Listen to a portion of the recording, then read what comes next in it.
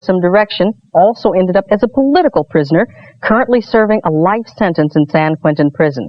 His lyrics are controversial, but also a reality of life as he has seen it. His acting debut in the powerful movie Juice was just an illustration of the violence that explodes in the inner city, and black youth have no hope. Be careful with that, man. It's loaded. Look, old man Coolest is not going to draw on somebody that got a gun on him. Don't worry about it. It's going to be a piece of cake, Q. Yeah, man, it'll be a piece of cake. We go in, right before 11, get the loot, jet. The whole thing won't take no longer than 3 minutes. When y'all decided this morning when I wasn't there? Yeah, while you was at your appointment. Oh, yes, please welcome a very streetwise young man who wants to make a difference for all black people. How are you?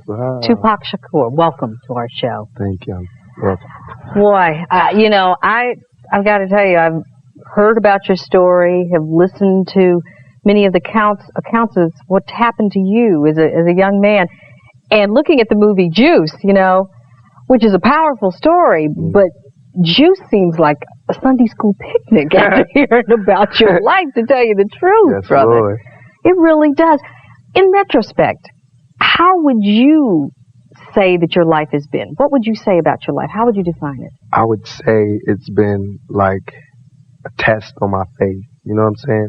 You know how, I guess his name was Job in the Bible, who God just did all of this crazy stuff to him just to make sure his faith was straight. And that's how it was. It made me, if I didn't have all of this stuff, I don't think that my feet would have been so firm to where I could stand up for anything, you know, and I would be less ready to deal with what's out there. Yeah. So, let's talk a little bit about what happened to you when you were growing up. Your parents were in the Black Panther Party. That was kind of like their job.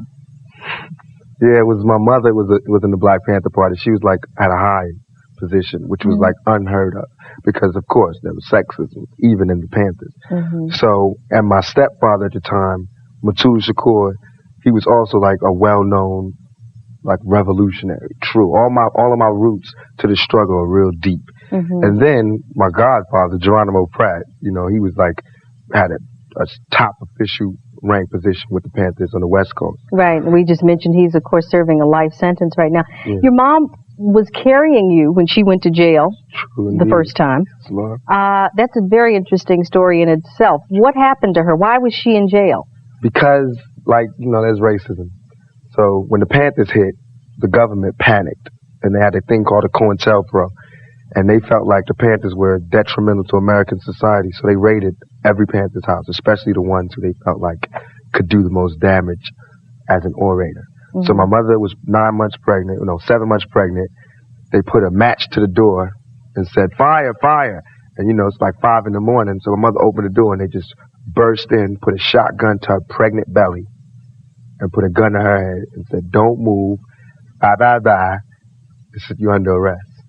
They treated them like less than human. This is a pregnant woman.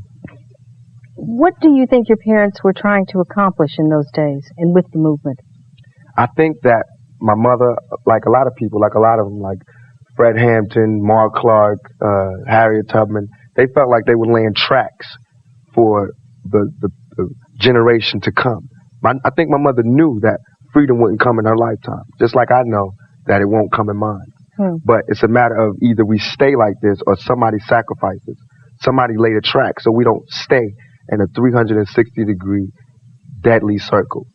You know what I'm saying? Somebody has to break out and risk, you know, losing everything and being poor and getting beat down. But somebody has to do something. The best part of the story, I guess, is that your mother actually beat this rap.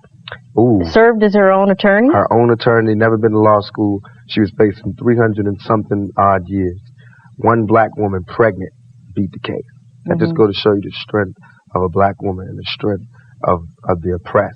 What does it do to a young man like yourself, though, when all of your heroes, your mother, your father, whom has passed away, he was incarcerated as well, your godfather, all of your heroes have been to jail. And they weren't all Panthers. My stepfather was a Panther. My father was a gangster, a straight up ignorant, you know, hustler. But he loved the fact that the Panthers, my mother told me is that it was a one night stand. But he loved the fact that the Panthers would go to jail and wouldn't snitch. They were true to each other. You know, it was women, it was men. And that was a one-night stand. That's how I came to be, you know, out of the love for black people. So that's how I got to live, and that's how I have to die. And that's how my music has to be, and my acting, and my producing, and my interviews, everything has to be for the love of black people. Yeah. We were talking about that earlier, just about, I mean, for 20 years old, I have to tell you, you have quite a head on your shoulders. And no, you do. And you seem to be very targeted. We were talking about some of the other people in this business that you feel don't have a love for their own people. Not really. We were talking about, you know, shall we name the names? We sure shall. We were talking about Spike Lee, Arsenio Hall, Eddie Murphy, and the rest of them. Michael Jackson, Randy Jackson, Janet Jackson, Paula Abdul, all of them. She wants to not be black, but wants to sell to black folks. I don't appreciate that. Okay. I don't appreciate her going out of her way to say she's not black. We're going to talk about that right after this. Stay with us.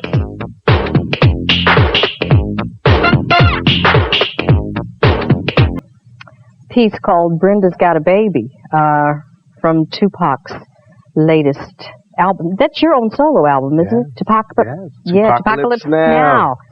Powerful, powerful stuff. I want to talk about that and some of your other titles, but before we do, we cannot let go what we were talking about this last segment. We got to get back to We got to get back to that, honey. Yes. Okay. Now, you were just talking about how you feel that Arsenio and Eddie and who else did you name there? Spike Lee and some other people just Paul really? Abdul. Before I say it, let me say it like this. These are people who, besides Paul Abdul, these are people who I looked up to. Yes, Arsenio, we all do. Spike, and Eddie Murphy. This is the only reason I'm saying this, because I love them and I want them to check Well, good, because I want to make that clear. I'm not out just, I know that people hate to see black folks arguing. It's not like that. It's just me, a young man, asking my role models to, you know, explain. So how could you be down for black folk? Okay, now Spike Lee, first of all, Ernest Dickerson is his cinematographer, did every picture he ever made. You know what I'm saying? He's responsible for his success. Let me tell it. So Ernest Dickerson does his first solo movie, a black film. Right. I feel as though in supporting black film is not just about going to the premiere.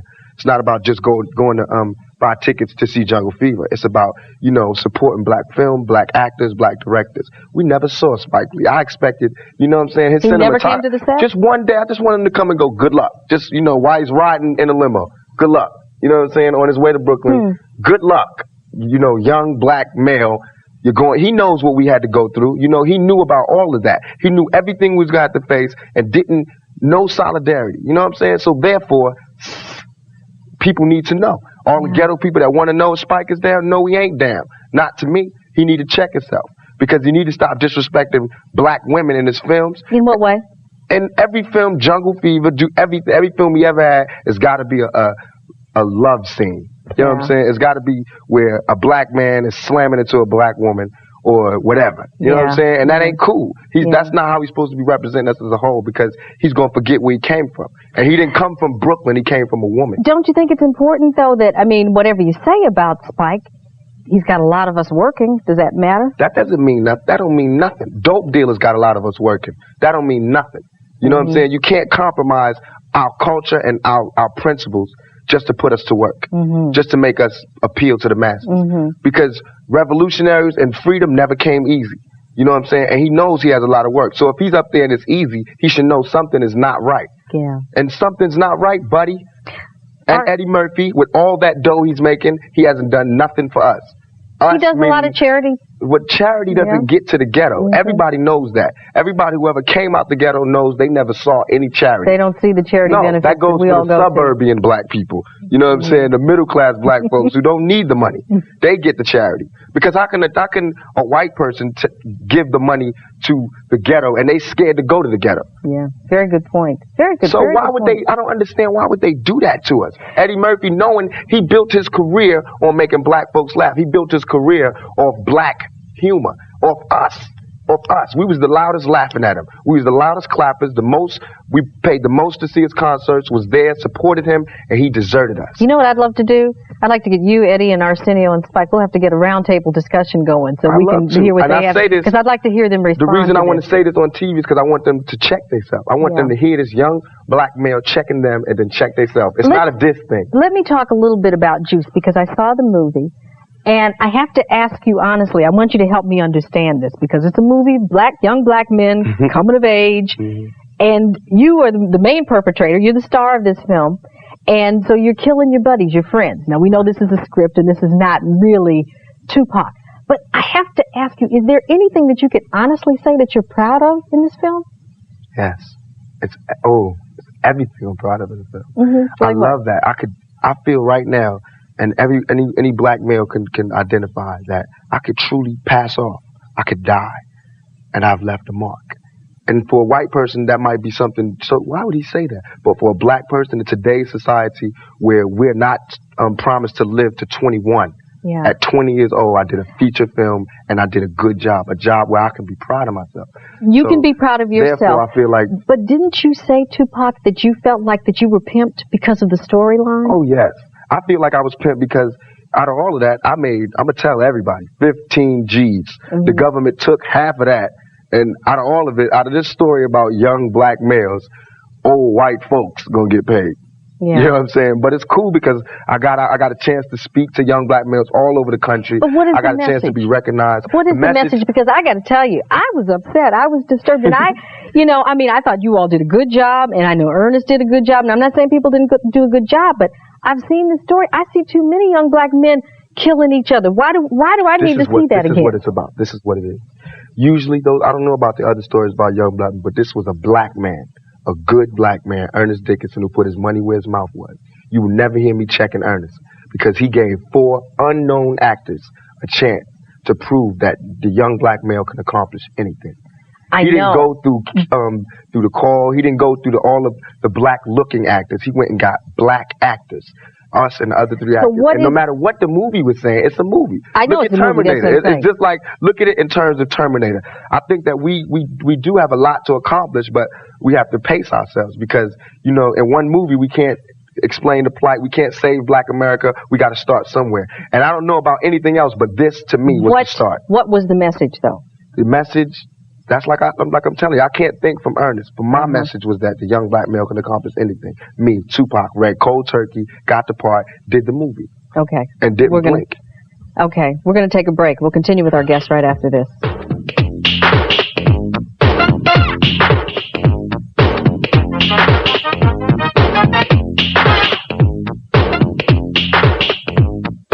Continue with Tupac. Yes. That was, which one was that? Trapped. They got me trapped. That's my first one. We have seen what they did to Rodney King. The whole world has seen what happened to Rodney King. Hold up. Baby, let me show you what they did to Tupac Shakur. Right. All that movie, that didn't mean nothing to OPD. Right. I was still an NIGGA, and they proved it. And if you can see this, Mr. Cameraman, all of this is scars I'll go to my grave with. I can see it. These are learn to be a nigga scars. That's what Who did that to you? Oakland Police Department. All above my eye, all of that. Why? And I pay their salaries. Because I was an outspoken young black male. They were sweating me for jaywalking. You were jaywalking and they stopped you? And I swear to you, I don't even know what jaywalking is. Didn't until they beat me down for it. They stopped me. They asked me for my ID. My real name is Tupac Shakur. There's nothing fake about me. There's no stage name or stage aura. That's my name. And that's how I said it. My name is Tupac Shakur. Just because my name wasn't John Brown, it irked them. So they started, saying, what your mother named you that for? Blah, blah. So I got hot. That was beyond the call of duty. So I was like, give me my citation. Let me go about my business. And I said the words that NWA made famous. So that got him too high. He couldn't stand to see a young black male tell him. So they put their hands on him. You're suing them? 10 mil. We'll see what else happens. Can I do? We'll see what happens. You know how that go. Yeah. Rodney King still fighting for his, and they got it on tape. Yes. You know what I'm saying? They got it on tape. So when we see, this video, Trapped, yes, it's coming from inside. Everything I ever say, whether it's good or bad, it's coming from my heart. Yeah. And if it's wrong, then, God ain't finished with me yet. Let him check me. You know what I'm saying? But I'm going to say it as it comes from my heart because that's what we need. Obviously, when, I seen all of that. I seen the crack babies, all of that. So nothing America can show me, nothing these critics, nothing, nobody can show me, can back me down. Are you bitter? Are you angry? Yeah, I am. I am angry because I'm angry for my mother because she gave up a lot of her life for this. I'm angry for Fred Hampton's family because they lost a straight up soldier. And, you know, here we are still killing each other. You have a list of titles, and I want you to give me just a little bit of an idea of where these things come from and what you think about when you come up with these. First one, I Don't Give a F. Violent. Yes, Words of Wisdom. Something Wicked. Crooked Ass Nigga. Believe that. If My Homie Calls. Brenda's Got a Baby. We saw that. The Lunatic. Rebel of the Underground. And Part-Time Mother. Yes. Those are the titles of your rap songs. That represents 20 years on this planet Earth. And what I've seen, this is my report. Like if I was John Johnson, I'm back with my report. Here's what I got. Let's pick Violent. No, let's pick Words of Wisdom. Let's pick Words of Wisdom. Words of Wisdom. It's an old song. I had it a long time ago. It's like my battle cry to America. They think because I was doing a lot of songs that was like, you know, against the police or like a lot of gangster songs. So I wanted to show that you could be a gangster and have gangster lyrics, but know who your enemy was. And I pointed out my enemy. And I totally denounced the Statue of Liberty because it's false. It's a contradiction. What do you think? You know, we sit here and we're talking, and you're obviously a very intelligent young man. I know you dropped out of school. Yes. You're actually homeless at one point. Homeless. I still don't have a high school diploma. They didn't. To me, if you let America tell it, I'm ignorant. I'm an ignorant black male, and that's what my point is to constantly, by day to day, showing how we get the short end of the stick. We get stereotyped and stuck in boxes. But we have always, as African Americans, known that education was sort of the key to us. I mean, you know, you talked about Spike and Arsenio and all these guys, but the reality is that they are out there negotiating these multi-million-dollar deals. And maybe they're helping themselves out a lot, but they're able to do that. That's why. Is Tupac able to do that? Are you going to be in a position to do that? Yes, because and I could do it for myself, but I would rather I want to hire, you know what I'm saying, black folks that know how to do that. That's why I want them to go to school. I don't want them to go to school to be a basketball player. You know, you shouldn't be in school if you got a scholarship for basketball. Right. There's a lot more than sports. Gang of basketball players, and we getting a lot of dough and a lot of money, but no respect. And that's for centuries we had a gang of rich basketball players and a gang of rich entertainers. I like you a lot. We'll be right back, and we're going to talk about Tupac's company. Stay with us.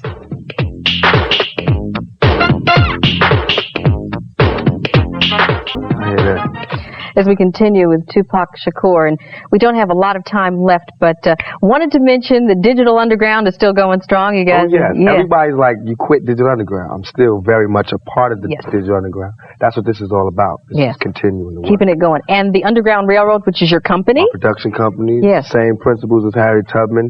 Reach from here and bring to here. Legit. You know what I'm saying? We coming.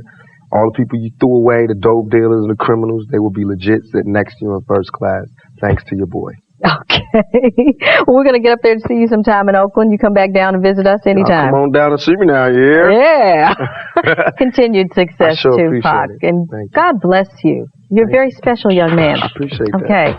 That's it for this edition of our program. We'll see all of you the next time, and you take care of yourself, everybody. Bye-bye.